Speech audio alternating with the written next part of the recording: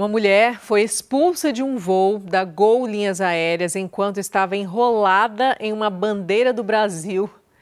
Ô, gente do céu. E após xingar passageiros a bordo da aeronave. O caso ocorreu durante o embarque no Aeroporto Internacional do Galeão, no Rio de Janeiro, rumo a Brasília. O voo deveria partir às 18h15, mas só decolou às 19h36, já que a passageira teria arrumado uma confusão com os outros passageiros. Gente, eu não vou rir. E não queria voar com esses desafetos. Segundo relatos não confirmados, ela teria afirmado que o avião estaria lotado de petistas. E que... Oh, gente, pelo amor de Deus, não faz isso comigo, não. E que não viajaria com esse tipo de gente, acusando os outros passageiros de serem abusadores e estupradores. Gente, essa mulher estava em surto, tá? Ela tava. Por favor. A Polícia Federal foi chamada e retirou a passageira do avião, momento em que vários outros passageiros aplaudiram a atitude dos agentes federais, como mostra o vídeo. A gente vai ver o vídeo? Ô, Senhor, vamos ver. Tem áudio esse vídeo aí, Alfredo? Ou não? Mais ou menos, né? Mais ou menos, né? Tá com um pouquinho.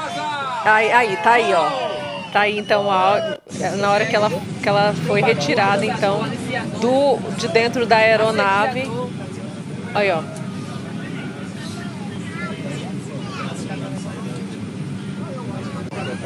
Vamos ouvir agora.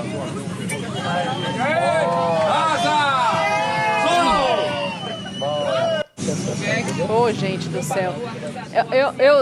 O que a gente faz? Você quer comentar isso aí? Não, ela estava em surto, gente. Não tem como você... Não tem como você analisar isso daí, não. Porque a pessoa, com certeza, ela estava em surto numa situação como essa. Vamos fazer uma análise. Agora eu pego minha área, tá? Eu vou puxar a sardinha para a área da sociologia e da psicologia. Tem uma obra do Freud, Sigmund Freud, que é muito boa, que é a psicologia das massas e a formação do eu, do sujeito. E existe, de fato, um ambiente político no Brasil, a gente sabe disso, tá? Eu não olho isso como um fato isolado, tá? Como um caso isolado. Assim como eu não olho como um caso isolado uma pessoa que pratica um ato racista no supermercado. Não é um ato isolado, tá? Ela pode estar em crise, ok, isso aconteceu, mas há um problema estrutural, que várias democracias vêm enfrentando. Qual é? A radicalização do discurso.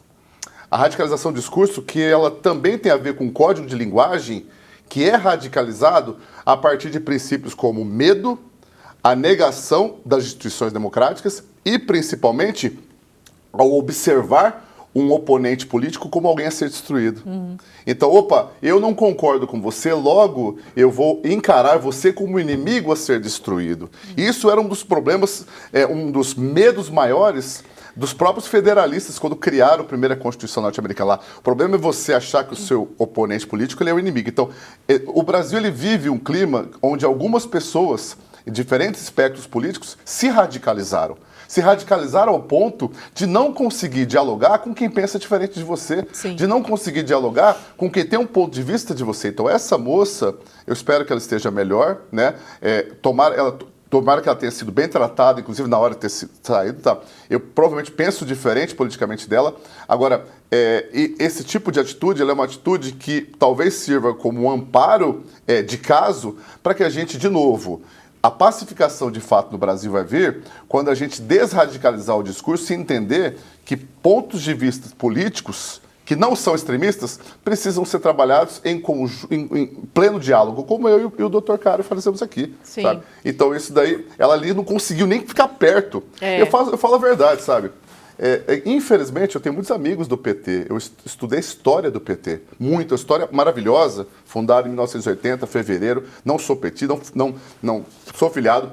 Mas eu tenho amigos meus que são petistas que morrem de medo de sair com a camisa do PT na rua e serem maltratados, sabe? Da mesma forma, eu conheço pessoas que têm medo de sair com a camisa do Bolsonaro na rua. Então, esse clima, ele é um clima perigoso. Então, você que está me ouvindo aí, a melhor forma de você desradicalizar o seu discurso é buscar informações para além da sua bolha, tá bom? Saia da bolha. Eu sempre gosto de falar isso, sabe?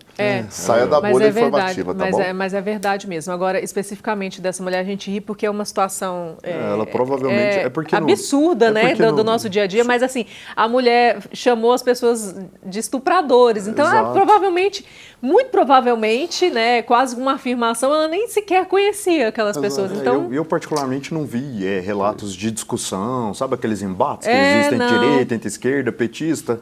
Parece que foi um devaneio da cabeça dela, talvez estava sob efeito de álcool, de droga, ou precisasse de um acompanhamento psicológico, mas que deve, né, perde a sua relevância em virtude disso. Mas muito válido o que o professor disse, que é a questão da tolerância.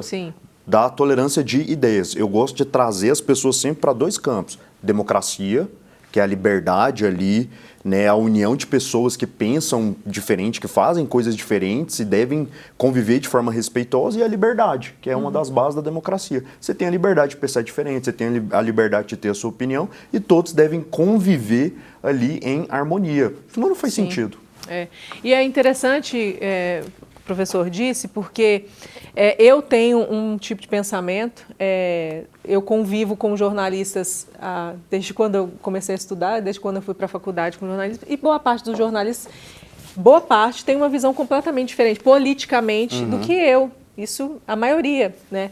E eu sempre consegui conversar com todas. Minhas melhores amigas têm ideais e pensamentos políticos completamente diferentes do meu.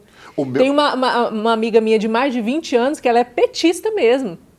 E a gente sempre conversou sobre política a vida inteira. Isso nunca foi um empecilho. E isso é ótimo, né? Você tem o seu pensamento e aí, às vezes, o que a pessoa falou, dependendo, talvez você não concorde por completo, mas te faz refletir sobre o que você mesmo pensa.